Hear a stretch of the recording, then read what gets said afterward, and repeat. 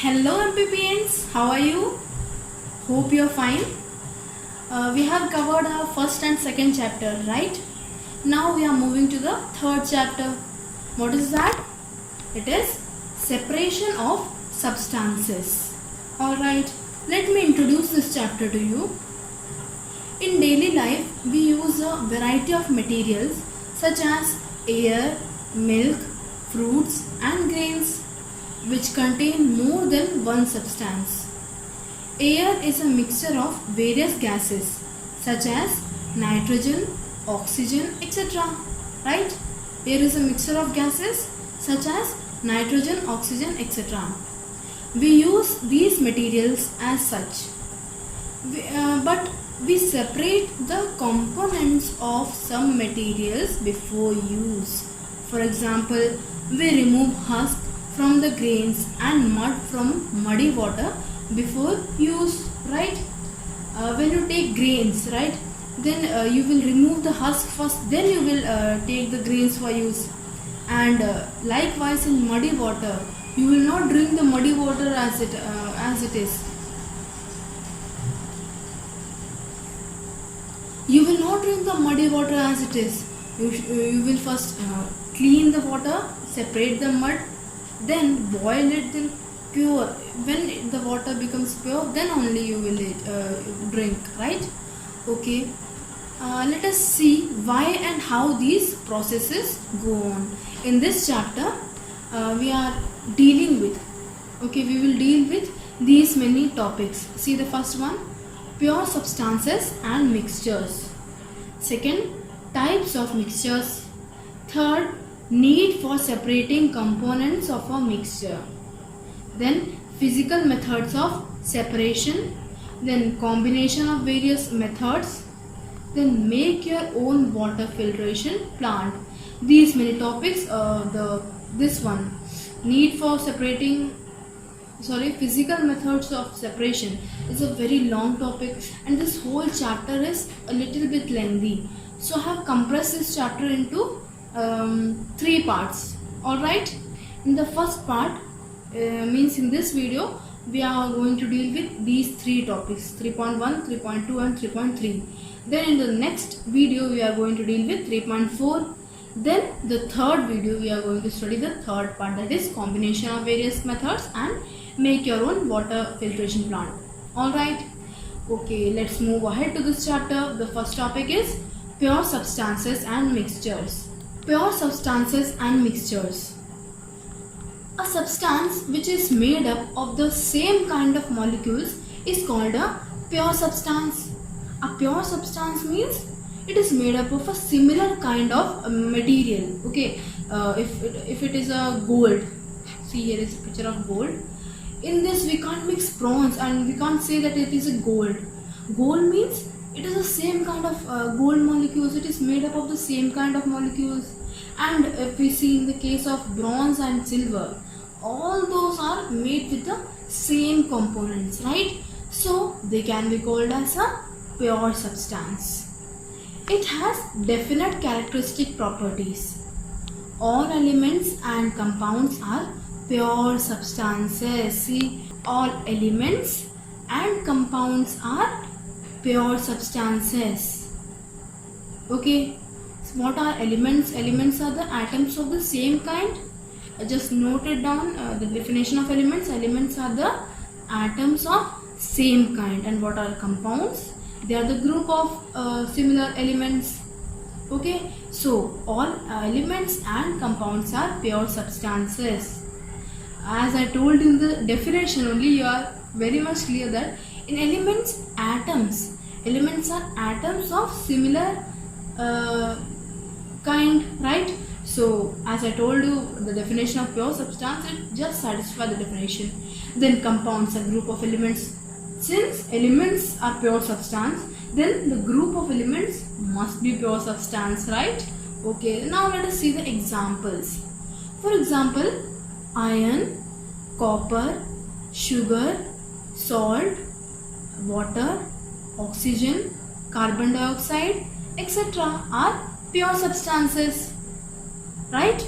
Okay, a pure substance has its own set of properties. They have their own properties. These properties will be different for different substances.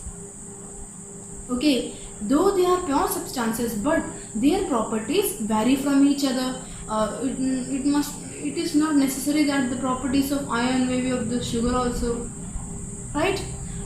For example, the properties of sugar such as taste are different from those of common salt. Just I have taken the example of sugar, but this book is taking sugar and salt as the examples. The taste of sugar is not just like salt, right? So we can say that their properties will be different for different substances. A pure substance has same properties throughout its bulk, means it has similar qualities throughout that element. If an iron is 3 meter long, okay, then from the first starting end to the ending end, it will be made of the same kind of molecule. Okay, then fixed melting and boiling points. The material will have a fixed melting and boiling point. Okay, what are melting and boiling points? They are the point, they are the temperature at which a particular material melts or boils. Okay. Now, the pure substance has definite density. What is the formula of density? Do you know? Okay, just regain it. I think you have studied before. The density, the formula of density is mass, MASS upon volume. Okay, mass per volume. All right. A material obtained by mixing together two or more substances in any ratio which do not react with each other is called a mixture. What do you mean by mixture? A material obtained by mixing together two or more substances in any ratio which do not react with each other is called a mixture. Alright? Since a mixture has various components, it is an impure substance. See, what is a pure substance? It should be made of similar kind of molecules, but in a mixture they are mixed with two or more substances, so it is not pure, so it is an impure substance. The various components in a mixture do not lose their properties. Okay, the various components in a mixture.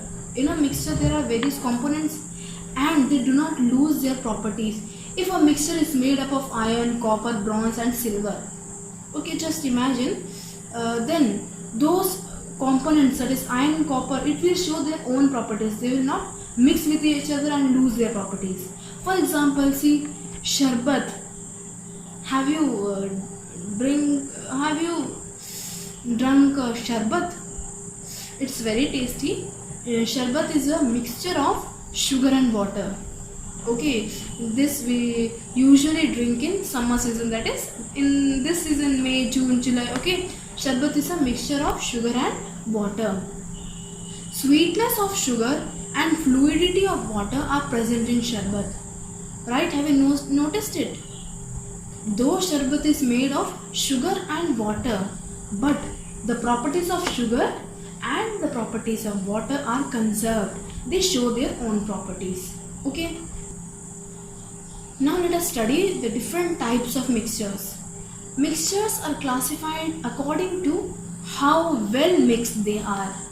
Means in a particular substance, for example, in a glass we take sugar and water, then chalk powder and water. Okay. Now we will compare both. We will dissolve the both powder, first one sugar and then chalk powder in different glasses. Then we will let it be there. After some time we can see that the sugar completely dissolves in the water, but chalk water is settled at the bottom. Okay, so now I think you have got an idea. These mixtures are classified according to how well mixed they are, means how dissolved they are, how mixed are they in that particular material. Okay, on the basis of how well mixed they are, they can be classified into two. What are they? Heterogeneous or homogeneous. Okay, are you ready to study the types of mixtures? All right, let's move ahead. First one, it is heterogeneous mixture. A mixture in which components can be seen by naked eye or through magnifying glass is called or is known as heterogeneous mixture. Hetero, okay, it's not mixed. Okay, what do you mean by heterogeneous mixture? This is a mixture in which we can see the compounds through our naked eye, or if it is too small, then we can see through the microscope. That type of mixture is known as heterogeneous mixture. It is the least well mixed of mixtures.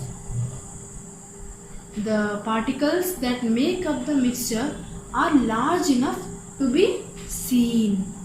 Okay, the particles which are there in the heterogeneous mixture are usually very large.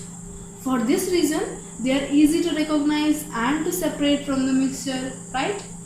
A mixture of wheat and barley, different sized buttons or different types of coins are examples of a heterogeneous mixture. A mixture of wheat and barley. If we mix wheat and barley in a sack, then easily we can segregate the wheat and barley from that sack, right? Because they are large particles. Then different sized buttons.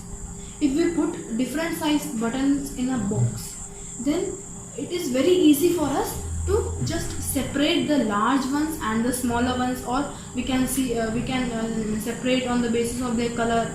Okay, now different types of coins. If we take 10 paise coins, 5 paise coins, and 1 paise and 2 paise coins, then we can easily separate it, right? They are the examples of heterogeneous mixture. See here, what is this? It is a pizza, right? Pizza is a heterogeneous mixture in which the parts are easy to recognize and to separate from the mixture, right? See, we can see what are the components present in the pizza, right? And we can separate it very easily. So it can be called a heterogeneous mixture. Now let us move on to the second one. What is that? Homogeneous mixture. A mixture in which components cannot be seen by naked eye or through magnifying glass is known as homogeneous mixture. Okay, what do you mean by homogeneous mixture?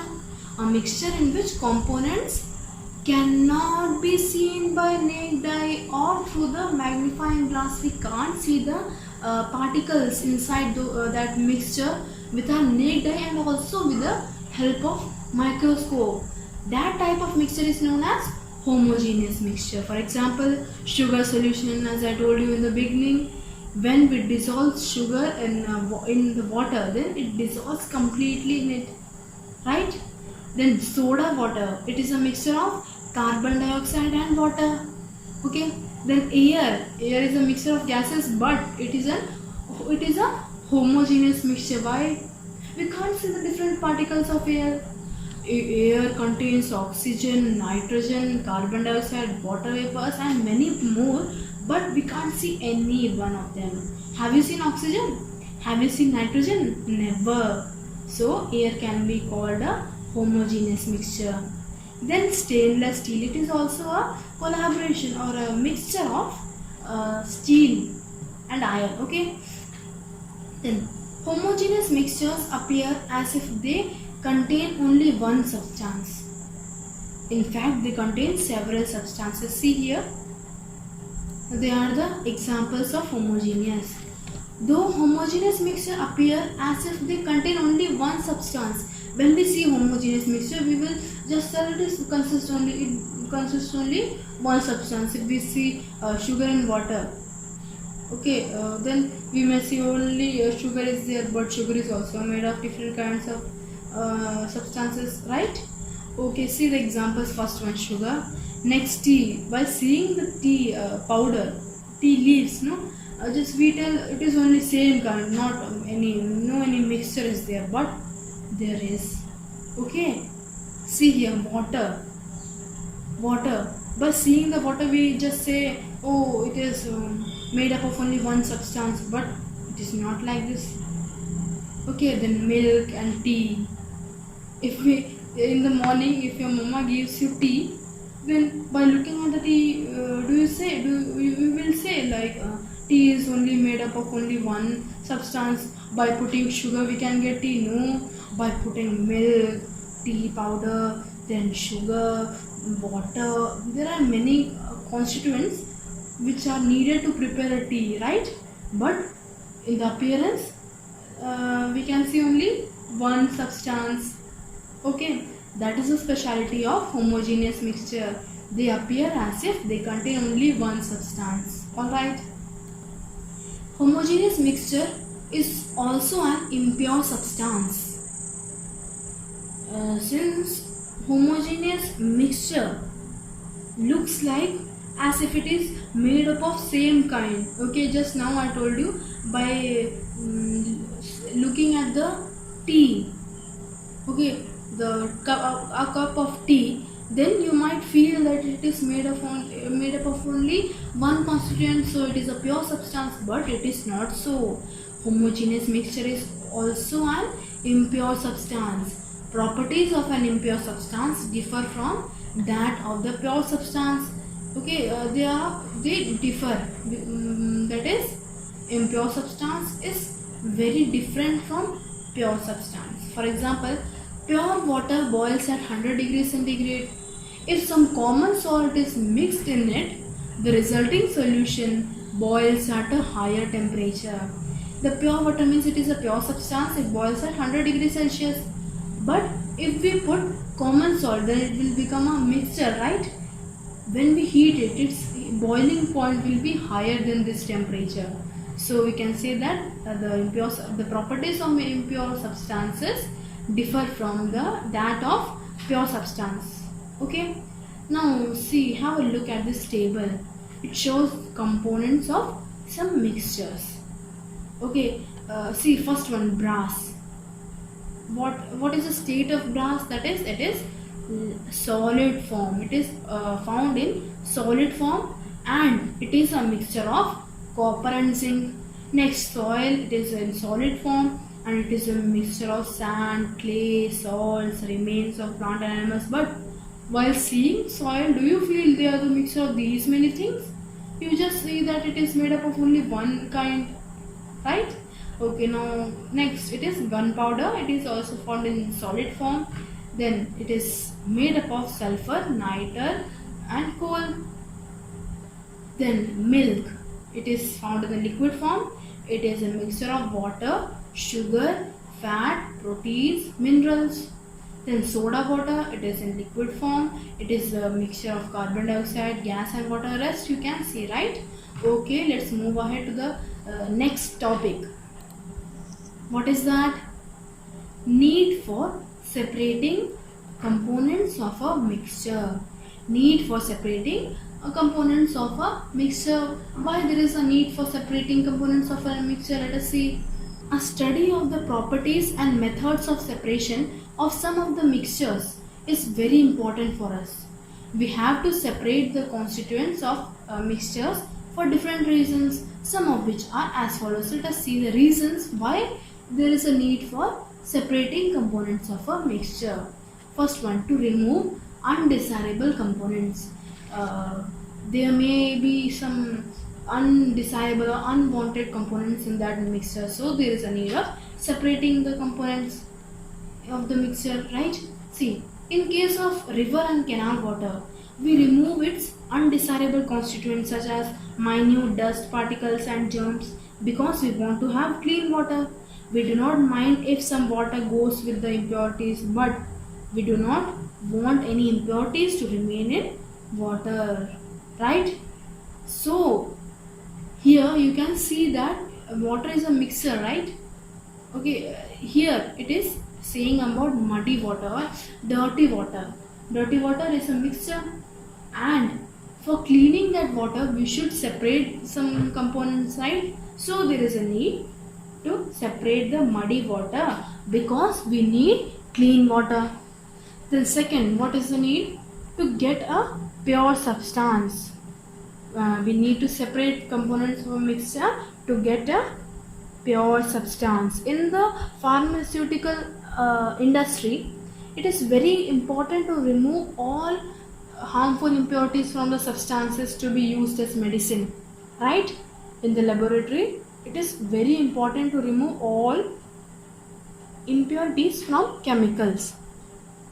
Okay, here it is given to get a pure substance. Mixture means it may be dirty, means the component must be might be made of different dirty materials. Okay, so to get a pure substance, we need to separate the components. Likewise, in the pharmaceutical industry, we need medicine, right? We need pure medicine. Okay, so the dirt or the harmful impurities present in that ingredient should be removed. Another example I can give you is the example of mineral. Okay, do you know that minerals are extracted from ores? There are rock-like substances that is covered over the mineral. Okay, all the geologists just dug pit and just extract the mineral from underground. Okay, the mineral we can't get as its own form. We can't get a jewelry from the under the soil. Okay, gold is found in the rock form.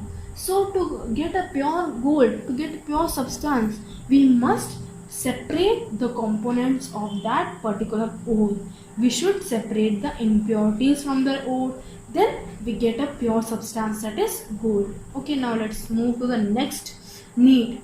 Why there is a need for separating components of a mixture? Next is to recover useful substances. See, in case of seawater, our concern is to recover sodium chloride from it so that it can be used as common salt, right? Seawater is very salty because it has sodium chloride, means salt present in it. So from this seawater, we just separate sodium chloride for recovering useful substances. We get common salt, right? It is very much essential for our life. Okay, so it is another need. Now let's move to the next need. What is that? To remove a harmful component. In case of chimney smoke, we want to remove harmful constituents such as unburnt carbon and ash particles from smoke. We want clean gas so that air pollution may be reduced. See, the last one, what is that? To know the ratio of the component. Sometimes it is very necessary to know the ratio of the components in a mixture. Okay, sometimes it is very necessary to know the ratio of the components in a mixture. In the chemistry lab, you can see different mixtures.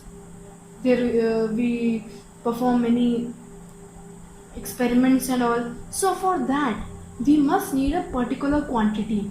So from a mixture, there is a need for separation. Why? To just count the or to find the ratio of the components in that particular mixture. Okay, so we have learned the needs for separating components of a mixture. Here we are winding up this part. Okay, we have completed 2 topics of this chapter. Rest are remaining. We will perform or we will learn it in the next video. With this video, I am sending you homework and notes. Okay, you must practice it so that this lockdown time may be fruitful for you. So we are binding up here. Let us meet again with the rest of the topics of this chapter in the next video. Okay, till that, stay home, stay safe and take care of yourself. Bye.